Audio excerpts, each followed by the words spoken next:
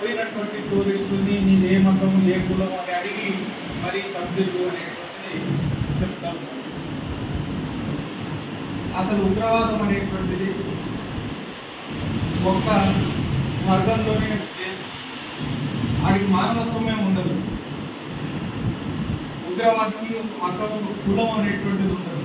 మీరు ఇవాళ పేపర్లు టీవీలు నిన్నటి నుంచి పరిశీలిస్తే అక్కడ ఒక టూరిస్ట్ కాల్స్తే అక్కడ గుర్రాల స్వారీ చేస్తూ వృత్తి చేసుకుంటూ బతికేటువంటి ఒక మహమ్మద్ షా అనేటువంటి ఆయన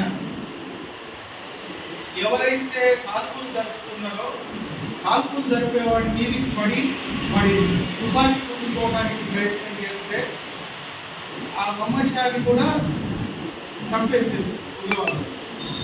మరి ఆయన ముస్లిమే అంటే ఉగ్రవాదులకి మతం కులం ఇవన్నీ ఏం పట్టాయి.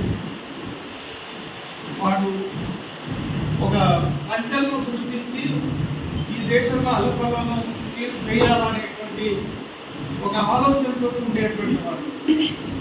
అట్లాంటి సంఘటన జమ్మూ కాశ్మీర్లో నిన్న జరిగింది. అమాయకులు మన తెలంగాణ నుంచి ఒకరు, ఆంధ్ర ప్రాంతం నుంచి ఇద్దరు చనిపోవటం జరిగింది.